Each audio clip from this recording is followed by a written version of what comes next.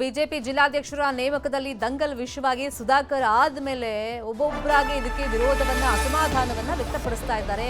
ಮತ್ತೊಬ್ಬ ಶಾಸಕ ಕೂಡ ಇದಕ್ಕೆ ಅಸಮಾಧಾನವನ್ನ ವ್ಯಕ್ತಪಡಿಸಿದ್ದಾರೆ. ವಿಜೇಂದ್ರ ವಿರುದ್ಧ ಎಸ್ಆರ್ ವಿಶ್ವನಾಥ್ ತಮ್ಮ ಅಸಮಾಧಾನವನ್ನ ಹೊರಹಾಕಿದ್ದಾರೆ. ಈಗ ವಿಜೇಂದ್ರ ಸ್ಪಷ್ಟನೆ ಏನಿದಕ್ಕೆ, ಈಗ ನನ್ನ ಜಿಲ್ಲೆಯನ್ನ ಹೊರತುಪಡಿಸಿ ಬೇರೆ ಜಿಲ್ಲೆಗಳಿಗೆ ಜಿಲ್ಲಾಧ್ಯಕ್ಷರ ನೇಮಕ ವಿಷಯದಲ್ಲಿ ನನ್ನ ಪಾತ್ರ ಏನೂ ಇಲ್ಲ, ನೇಮಕ ಮಾಡೋದು ಸರಿ ಕೂಡ ಅಲ್ಲ, ನಾನು ಹೆಸರನ್ನ ಸಜೆಸ್ಟ್ ಮಾಡೋದು ಅಂತ ಅವ್ರು ಹೇಳ್ತಾ ಇದ್ದಾರೆ. ಆದ್ರೆ ವಿಜೇಂದ್ರ ಅದೇ ಇಲ್ಲಿ ಮೇಜರ್ ಪಾತ್ರ ಇರೋದು, ಪ್ರಮುಖರ ಜೊತೆಗೂ ಅವ್ರು ಚರ್ಚೆ ಮಾಡಿಲ್ಲ ಅಂತ ಹೇಳಿ ಒಬ್ಬೊಬ್ಬರಾಗಿ ತಮ್ಮ ಅಸಮಾಧಾನವನ್ನ ವ್ಯಕ್ತಪಡಿಸ್ತಾ ಇದ್ದಾರೆ. ಬೆಂಗಳೂರು ಉತ್ತರ ಜಿಲ್ಲಾಧ್ಯಕ್ಷರ ನೇಮಕದಲ್ಲಿ ಶಾಸಕರನ್ನ ಕಡೆಗಣಿಸಲಾಗಿದೆ. 6 ಮಂದಿ ಶಾಸಕರ ಶಿಫಾರಸ್ಸಿಗೂ ವಿಜೇಂದ್ರ ಕ್ಯಾರೆ ಅಂದಿಲ್ಲ. ಮಾಜಿ ಮೇಯರ್ ಹರೀಶ್ ನೇಮಕವನ್ನ ವಿಜೇಂದ್ರ ಮಾಡಿದ್ದಾರೆ. ಯಲಹಂಕ ರಾಜಣ್ಣ ನೇಮಕಕ್ಕೆ ಆಗ್ರಹವನ್ನ 6 ಮಂದಿ ಶಾಸಕರು ಮಾಡಿದ್ರು. ಹರೀಶ್ ನೇಮಕಕ್ಕೆ ಇದೀಗ ಎಸ್ಆರ್ ವಿಶ್ವನಾಥ್ ಕೆರಳಿ ಕೆಂಡವಾಗಿದ್ದಾರೆ. ಇನ್ನೇನು ಕೆಲವೇ ಹೊತ್ತಲ್ಲಿ ಅವರು ಸುದ್ದಿಗೋಷ್ಠಿಯಲ್ಲೂ ಮಾತಾಡ್ತಾರೆ ಎಸ್ಆರ್ ವಿಶ್ವನಾಥ್ ಅಂತ ಮಾಹಿತಿ ಇದೆ.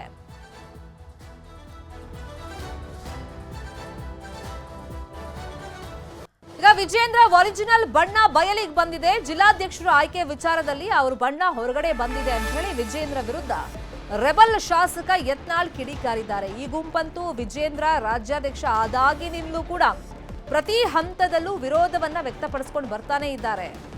ಮತ್ತು ಅವ್ರು ಏನೇ ಹೆಜ್ಜೆಗಳನ್ನು ಇಟ್ಟರೂ ಕೂಡ ಅದರಲ್ಲಿ ತಪ್ಪನ್ನ ಕಂಡು ಹಿಡಿದು ಬಹಿರಂಗ ಮಾಡೋ ಪ್ರಯತ್ನವನ್ನ ಈ ಟೀಮ್ ರೆಬಲ್ ಟೀಮ್ ಮಾಡ್ತಲೇ ಇದೆ. ಈಗ ಒಬ್ಬೊಬ್ಬರಾಗಿ ಜಿಲ್ಲಾಧ್ಯಕ್ಷರ ಆಯ್ಕೆ ವಿಷಯದಲ್ಲಿ ತಮ್ಮ ಅಸಮಾಧಾನವನ್ನ ವ್ಯಕ್ತಪಡಿಸ್ತಾ ಇದ್ದಂತೆ ಇದೇ ನೋಡಿ ವಿಜಯೇಂದ್ರ ನಿಜವಾದ ಬಣ್ಣ ಅಂತ ಯತ್ನಾಳ್ ಟೀಮ್ ಹೇಳ್ತಾ ಇದೆ. ಸುಧಾಕರ್ ಸೇರಿದಂತೆ ಹಲವು ಜನರಿಗೆ ಈಗ ಬೇಸರ ಇದೆ. ಹೈಕಮಾಂಡ್ ಕೂಡ ಉತ್ತರವನ್ನ ಇದಕ್ಕೆ ಕೊಡಬೇಕಾಗುತ್ತೆ ಅಂತ ಹೇಳಿ ವಿಜಯೇಂದ್ರ ವಿರುದ್ಧ ರೆಬಲ್ ಶಾಸಕ ಯತ್ನಾಳ್ ಕಿಡಿಕಾರಿದ್ದಾರೆ. ಪಕ್ಷ ಉಳಿಸುವಂತ ನಿಟ್ಟಿನಲ್ಲಿ ನಾಳೆ ಸಭೆಯನ್ನ ಮಾಡ್ತೀವಿ, ನಮ್ ಗುಂಪು ದೊಡ್ಡದಾಗ್ತಾ ಹೋಗ್ತಾ ಇದೆ, ನಾಳೆ ಚರ್ಚೆ ಮಾಡ್ತೀವಿ ಅಂತ ಹೇಳಿದ್ದಾರೆ. ಯತ್ನಾಳ್ ಏನ್ ಹೇಳಿದ್ದಾರೆ, ವಿಜಯೇಂದ್ರ ಏನ್ ಮಾತಾಡಿದ್ದಾರೆ ನೋಡೋಣ. ಯಾವಾಗಲೂ ಬಹಳ ದಿವಸ ಅನ್ಯಾಯ, ಸರ್ವಾಧಿಕಾರ, ಈ ಮನೋಭಾವನೆ ಯಾವ ನಾಯಕನ ಬಳಿ ಇರ್ತದೆ ಆ ನಾಯಕನ ಅಂತ್ಯ ಆಗುವುದೇ. ಹಂಗೆ ಇದು ಅಂತ್ಯದ ಕಾಲ ಬಂದಿದೆ ನೋಡ್ರಿ. ವಿಜಯೇಂದ್ರನ ಆಲ್ ದಿ ಬೆಸ್ಟ್ ಅಂದ್ರೆ ಎಷ್ಟು ದುರಹಂಕಾರ ಐತೆ ಅಂತ ಮನುಷ್ಯಾಗ. ದುಡ್ಡು ಮಾತಾಡಿಸ್ತಾ ಇದೆ, ದುಡ್ಡು. ಅದು ದುರ್ದೈವ ಅಂದ್ರೆ ಈ ರಾಜ್ಯದಾಗಿರುವಂಥ ಸರ್ಕಾರ ಅವ್ರ ಜೊತೆಗಿದೆ. ನಾವೇನು ಮಾಡೋದು, ನಾವು 2 ಹಂತದಲ್ಲಿ ಮಾಡ್ತಾ ಇದ್ದೀವಿ. ತಟಸ್ಥ ಗುಂಪಿನ ಜೊತೆಗೂ ಮಾತುಕತೆ ಆಗಿದೆ. ನಾವೆಲ್ಲ ಒಂದಾಗಿ ಕಂಪ್ಲೇಂಟನ್ನು ಹೈಕಮಾಂಡ್ಗೆ ಮಾಡ್ತೀವಿ. ಅಟ್ಟು ಮೀರಿ ನಮ್ಗೆ ವಿಜೇಂದ್ರನೇ ಬೇಕಂದ್ರೆ ನೋಡೋಣ. ನಾವು ವಿಜೇಂದ್ರನೇ ಇಂದ್ರ ಚಂದ್ರ ಅವರು ನೋಡ್ರಿ. ಆಯಾ ಜಿಲ್ಲಾದಾಗಿನ ಶಾಸಕರು, ಸಂಸದರು, ಹಿರಿಯ ನಾಯಕರು, ಮೂಲ BJPಯವರು ಅದಾರೆ. ಅವ್ರನ್ನೆಲ್ಲ ನೀವು ವಿಶ್ವಾಸ ತಗೊಂಡು ಮಾಡಬೇಕಾಗಿತ್ತು, ಅಷ್ಟೇ ಮಾಡಿಲ್ಲ. ಅದು ಮುಂದಿನ ಪರಿಣಾಮ ತಯಾರಾಗಬೇಕು. ನಾಳೆ ಯತ್ನಾಳ್ ಸ್ಪರ್ಧೆ ಬಗ್ಗೆ ಅಧಿಕೃತವಾಗಿ ಘೋಷಣೆ ಮಾಡ್ತಾರಂತ ಕಾಣಿಸುತ್ತೆ. ಥ್ಯಾಂಕ್ ಯು ಸರ್, ಧನ್ಯವಾದ. ನಾಳೆ ಯತ್ನಾಳ್ ಸ್ಪರ್ಧೆ ಬಗ್ಗೆ ಅಧಿಕೃತವಾಗಿ ಘೋಷಣೆ ಮಾಡ್ತಾರಂತ ಕಾಣಿಸುತ್ತೆ. ಥ್ಯಾಂಕ್ ಯು ಸರ್, ಧನ್ಯವಾದ. ನಾಳೆ ಯತ್ನಾಳ್ ಸ್ಪರ್ಧೆ ಬಗ್ಗೆ ಅಧಿಕೃತವಾಗಿ ಘೋಷಣೆ ಮಾಡ್ತಾರಂತ ಕಾಣಿಸುತ್ತೆ. ಥ್ಯಾಂಕ್ ಯು ಸರ್, ಧನ್ಯವಾದ. ನಾಳೆ ಯತ್ನಾಳ್ ಬಿಜೆಪಿಯಲ್ಲಿನ ಈ ಬೆಳವಣಿಗೆಗೆ ಸಂಬಂಧಪಟ್ಟಂತೆ ಇನ್ನಷ್ಟು ಡೀಟೇಲ್ ಆಗಿ ಇನ್ಫಾರ್ಮೇಶನ್ ಅನ್ನು ಕೊಡೋದಕ್ಕೆ ನೇರ ಸಂಪರ್ಕದಲ್ಲಿ ಕನೆಕ್ಟ್ ಆಗಿದ್ದಾರೆ ನಮ್ಮ ಪೊಲಿಟಿಕಲ್ ಬ್ಯೂರೋ ರಿಪೋರ್ಟರ್ ಕಾರ್ತಿಕ್. ಬಿಜೆಪಿಯಲ್ಲಿ ಅಂತರ್ಯುದ್ಧ ಅಂತ ಏನ್ ನಡೀತಾ ಇತ್ತು ಅದು ಈಗ ಪೀಕ್ ಲೆವೆಲ್ಗೆ ಹೋದಂಗೆ ಕಾಣಿಸ್ತಾ ಇದೆ. ಜಿಲ್ಲಾಧ್ಯಕ್ಷರ ಆಯ್ಕೆ ಆದ್ಮೇಲೆ ವಿಜೇಂದ್ರ ಹೇಳ್ತಿರೋದು ನನ್ನ ಪಾತ್ರ ಏನೂ ಇಲ್ಲ ಅಂತ.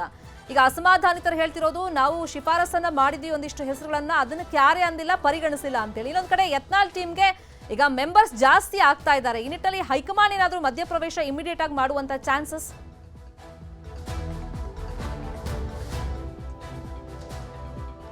ಖಂಡಿತ ಶರ್ಮಿತಾ. ಯಾವಾಗ ಬಿಜೆಪಿ 23 ಸಂಘಟನಾತ್ಮಕ ಜಿಲ್ಲೆಗಳಿಗೆ ಜಿಲ್ಲಾಧ್ಯಕ್ಷರ ನೇಮಕವನ್ನು ಮಾಡಿ ಪಟ್ಟಿಯನ್ನು ಹೊರಡಿಸಿತು, ಅದಾದ ನಂತರದಲ್ಲಿ ಬಿಜೆಪಿಯಲ್ಲಿ ಭಿನ್ನರ, ತಟಸ್ಥರ ಮತ್ತು ಬಿಜೆಪಿಯ ವಿಜೇಂದ್ರ ಅವರ ಬಣದ ನಾಯಕರ ನಡುವಿನ ಸಮರಗಳು ಕೂಡ ಹೆಚ್ಚಾಗ್ತಾನೆ ಇದೆ. ಅದರಲ್ಲೂ ಪ್ರಮುಖವಾಗಿ ಕುಮಾರ್ ಬಂಗಾರಪ್ಪ ಇರ್ಬೋದು, ಸುಧಾಕರ್ ಅವರು ಇರ್ಬೋದು, ಯತ್ನಾಳ್ ಅವರು ಒಂದು ಹಂತಕ್ಕೆ ಮುಂದೆ ಬಂದು ಈಗ ವಿಜೇಂದ್ರ ಅವರ ವಿರುದ್ಧ ಆಕ್ರೋಶಗಳನ್ನು ಹೊರಹಾಕ್ತಿರುವುದು. ಏಕಪಕ್ಷೀಯವಾಗಿ ಜಿಲ್ಲಾಧ್ಯಕ್ಷರ ನೇಮಕವನ್ನು ಮಾಡಲಾಗಿದೆ ಅನ್ನುವಂಥ ಒಂದು ಆರೋಪವನ್ನು ಮಾಡಿದ್ದಾರೆ. ಜೊತೆಗೆ ವಿಜೇಂದ್ರ ಅವರು ತಮಗೆ ಬೇಕಾದಂಥ ನಾಯಕರನ್ನ ಆಯ್ಕೆ ಮಾಡಿಕೊಳ್ಳುವಲ್ಲಿ ಯಶಸ್ವಿಯನ್ನು ಕಂಡಿದ್ದಾರೆ. ಈಗಾಗಲೇ ರಾಧಾ ಮೋಹನ್ ದಾಸ್ ಅಗರ್ವಾಲ್ ಅವ್ರಿಗೂ ಕೂಡ ನಾವು ಈ ಬಗ್ಗೆ ದೂರನ್ನು ಕೊಟ್ಟಿದ್ದೆವು. ಅವರು ಪರಿಶೀಲನೆ ಮಾಡಿ ಅಂತ ಹೇಳಿದ್ರು ಕೂಡ ಇಲ್ಲಿ ವ್ಯತ್ಯಾಸಗಳನ್ನು ಮಾಡಿಲ್ಲ. ಯಾರು ಅಂದ್ರೆ ವಿಜೇಂದ್ರ ಅವರ ಪರವಾಗಿದ್ದಾರೆ ಅವರನ್ನೇ ಅಲ್ಲಿ ಮರು ಆಯ್ಕೆ ಮಾಡುವಂತ ಕೆಲಸಗಳನ್ನ ಮಾಡಿದ್ದಾರೆ. ಇದು ಪಕ್ಷಕ್ಕೆ ಆಂತರಿಕವಾಗಿಯೂ ಕೂಡ ಕಚ್ಚಾಟಕ್ಕೆ ಕಾರಣ ಆಗಿದೆ. ಜೊತೆಗೆ ಪಕ್ಷದ ಸಂಘಟನೆಗೂ ಕೂಡ ಇಲ್ಲಿ ಸಮಸ್ಯೆ ಆಗತ್ತೆ. ಮುಂದಿನ ದಿನಗಳಲ್ಲಿ ಪಕ್ಷ ಸಂಘಟನೆ ಮಾಡೋದಕ್ಕೆ ಸಾಧ್ಯ ಆಗೋದಿಲ್ಲ ಅನ್ನುವಂಥ ಆಕ್ರೋಶವನ್ನು ಹೊರಹಾಕಿರುವಂಥದ್ದು. ಕುಮಾರ್ ಬಂಗಾರಪ್ಪನವರು ಈಗಾಗಲೇ ಹೇಳಿರುವಂಥದ್ದು ಇರುವಂಥದ್ದು. ನಾನು ಹೈಕಮಾಂಡ್ಗೂ ಕೂಡ ದೂರನ್ನು ಕೊಡ್ತೇವೆ. ಮಂಡಲದ ಅಧ್ಯಕ್ಷರ ನೇಮಕಾತಿಯಲ್ಲೂ ಕೂಡ ನಮ್ಮ ಯಾವುದೇ ಒಂದು ಶಿಫಾರಸನ್ನು ವಿಜೇಂದ್ರ ಅವರು ಮಾಡಿಲ್ಲ. ಇಲ್ಲಿ ವಿಜೇಂದ್ರ ಅವರು ಉದ್ದೇಶಪೂರ್ವಕವಾಗಿ ಮಾಡಿದ್ದಾರೆ ಅನ್ನುವಂಥ ಒಂದು ಆಕ್ರೋಶವನ್ನು ಹೊರಹಾಕಿದ್ರೆ, ಇನ್ನೊಂದು ಕಡೆ ಸುಧಾಕರ್ ಅವರು ನಿನ್ನೆ ಹಿಗ್ಗಮುಗ್ಗ ವಾಗ್ದಾಳಿಯನ್ನೇ ವಿಜೇಂದ್ರ ಅವರ ಮೇಲೆ ಮಾಡಿದ್ರು. ಯಾಕಂದ್ರೆ ಒಂದು ಫೋನ್ ಕಾಲ್ಗೂ ಕೂಡ ಇವರು ಸಿಗೋದಿಲ್ಲ. ನಡ್ಡಾ ಅವರು ಬೇಕಾದರೂ ಕೂಡ ನಮಗೆ ಫೋನ್ ಕಾಲ್ಗೆ ಸಿಗ್ತಾರೆ, ಅವರು ಅಪಾಯಿಂಟ್ಮೆಂಟ್ ಸಿಗುತ್ತೆ. ಆದರೆ ವಿಜೇಂದ್ರ ಅವರ ಒಂದೇ ಒಂದು ಕರೆಗೂ ಕೂಡ ಅವರು ಸ್ವೀಕಾರ ಮಾಡೋದಿಲ್ಲ. ನಮ್ಮ ಬಗ್ಗೆ ನಮ್ಮ ಅಭಿಪ್ರಾಯವನ್ನು ಕೇಳುವಂಥ ಕೆಲಸವನ್ನು ಕೂಡ ಮಾಡೋದಿಲ್ಲ. ಸಂದೀಪ್ ರೆಡ್ಡಿಯನ್ನು ಇಲ್ಲಿ ಜಿಲ್ಲಾಧ್ಯಕ್ಷರನ್ನಾಗಿ ಚಿಕ್ಕಬಳ್ಳಾಪುರಕ್ಕೆ ಆಯ್ಕೆ ಮಾಡಿದ್ದಾರೆ. ಈ ಒಂದು ವ್ಯಕ್ತಿ ನನ್ನ ಸೋಲಿಗೆ ಕಾರಣ ಆದಂಥವನು. ಈ ಚಿಕ್ಕಬಳ್ಳಾಪುರದಲ್ಲಿ ಬಿಜೆಪಿಗೆ ನೆಲೆಯೇ ಇಲ್ಲ. ಇಂಥ ಒಂದು ನೆಲೆ ಇಲ್ಲದಿರ್ತಕ್ಕಂಥ ಪಕ್ಷ ಇದ್ದರೂ ಕೂಡ ನಾನು ನನ್ನ ರಾಜಕೀಯ ಎಲ್ಲ ವಿಚಾರಗಳನ್ನು ಕೂಡ ಮುಂದಿನ ಭವಿಷ್ಯವನ್ನು ಕೂಡ ಒತ್ತೆ ಇಟ್ಟು ನಾನು ಈ ಒಂದು ಪಕ್ಷಕ್ಕೆ ಸೇರಿದ್ದೆ. ಯಾಕೆಂದರೆ ಯಡಿಯೂರಪ್ಪನವ್ರನ್ನ CM ಮಾಡಬೇಕು ಅನ್ನುವಂಥ ನಿಟ್ಟಿನಲ್ಲಿ ನಾನು ಈ ಒಂದು ಪಕ್ಷಕ್ಕೆ ಬಂದಿದ್ದೆ. ಆದರೆ ಇಲ್ಲಿ ಎಲ್ಲ ಒಂದು ಕಡೆ ಇತ್ತೀಚಿನ ದಿನಗಳಲ್ಲಿ ಕಳೆದ ಒಂದು 3-4 ತಿಂಗಳಿನಿಂದ ಆದಂಥ ಒಂದು ಬೆಳವಣಿಗೆ ಇದೆಲ್ಲ ನನಗೆ ಬಹಳಷ್ಟು ಮನಸ್ಸಿಗೆ ಘಾಸಿಯನ್ನು ಮಾಡಿದೆ ಅನ್ನುವಂಥ ಒಂದು ಆಕ್ರೋಶವನ್ನು ಹೊರಹಾಕಿದ್ದಾರೆ. ಜೊತೆಗೆ ಯತ್ನಾಳ್ ಕೂಡ ಇವತ್ತು ಮಾತನಾಡ್ತಾ ಇದ್ರು.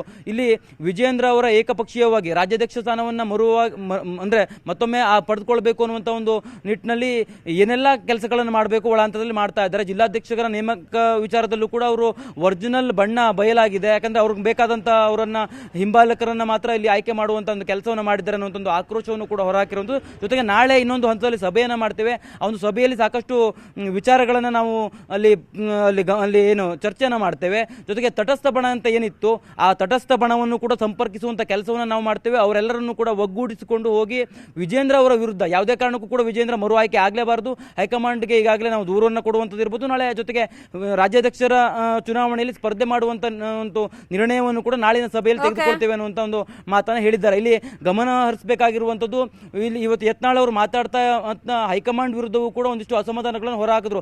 ರಾಧಾ ಮೋಹನ್ ದಾಸ್ ಅಗರ್ವಾಲ್ ಅವರು ಏಕಪಕ್ಷೀಯವಾಗಿ ನಡೆದುಕೊಳ್ತಾ ಇದ್ದಾರೆ. ವಿಜೇಂದ್ರ ಅವರ ಅಣತಿಯಂದೇ ಅವರು ನಡ್ಕೊಳ್ತಾ ಇದ್ದಂತೆ ಕಾಣಿಸ್ತಾ ಇದೆ. ಹಾಗಾಗಿ ಅವರು ರಾಧಾ ಮೋಹನ್ ದಾಸ್ ಅಗರ್ವಾಲ್ ಅವರ ಮೂಲಕವಾಗಿ ಘೋಷಣೆಯನ್ನು ಮಾಡ್ಕೊಬಿಡ್ಲಿ, ರಾಜ್ಯಾಧ್ಯಕ್ಷರಾಗಿ ಇವರು ಮರು ಆಯ್ಕೆ ಆದ್ರು ಅನ್ನುವಂಥದ್ದನ್ನ ಯಾವ ಪುರುಷತ್ವಕ್ಕೆ ಇಲ್ಲಿ ಚುನಾವಣೆಯನ್ನು ಮಾಡಬೇಕು ಅನ್ನುವಂಥ ಒಂದು ಆಕ್ರೋಶವನ್ನು ಹೊರಹಾಕಿದ್ದಾರೆ. ಹಾಗಾಗಿ ನಾಳೆ ಒಂದು ಭಿನ್ನರ ಸಭೆ ಏನಿದೆ, ಈ ಒಂದು ಸಭೆ ಮಹತ್ವವನ್ನು ಪಡ್ಕೊಂಡಿದೆ. ಶರ್ಮಿತಾ ಶೆಟ್ಟಿ.